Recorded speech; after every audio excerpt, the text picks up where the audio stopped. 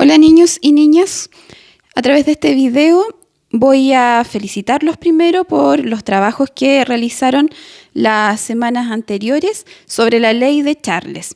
Y quiero hacerles también algunas aclaraciones respecto de cómo formular una hipótesis, que fue donde hubo algunas dificultades. Recordar que la hipótesis se formula antes de la experimentación y que es una respuesta a la pregunta de investigación, que en el caso de la experimentación de la ley de Charles era ¿qué ocurre con el volumen de un gas al exponerlo a distintas temperaturas? Allí en la pregunta de investigación tenemos dos variables relacionadas, que son el volumen y la temperatura. Por lo tanto, en las hipótesis tienen que estar también escritas esas dos variables. Por ejemplo, algunas posibles hipótesis que podrían haber surgido para esta pregunta de investigación. El volumen de un gas no cambia al exponerlo a diferentes temperaturas. Allí relacionamos volumen y temperatura y nuestro pensamiento es que el volumen no cambiará aunque cambiemos la temperatura del gas. Otra posible hipótesis es que al aumentar la temperatura de un gas, su volumen también aumenta. Ahí teníamos dos posibles hipótesis y para comprobarlo o rechazarlo se hacía la experimentación. ¿Cuáles fueron algunos errores que surgieron? Decir que mi hipótesis es que el gas quedará igual, por ejemplo. La hipótesis no la planteamos como si fuese nuestra diciendo esas palabras, ¿ya? También decían, yo creo que no pasará nada. El decir yo creo no forma parte de la hipótesis.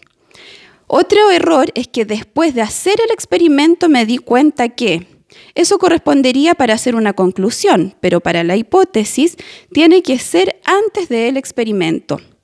El volumen siempre cambia. Allí solamente estamos considerando una variable que es el volumen y teníamos que considerar también la variable temperatura. Acá, por ejemplo, según la experimentación que ustedes hicieron, y allí hay fotos que me enviaron de sus trabajos reales, se pudo dar cuenta, esta persona que hizo esa experimentación, que el volumen del gas a una temperatura menor también era más bajo. Ahí tenemos la experimentación con el globo y la botella en el agua fría.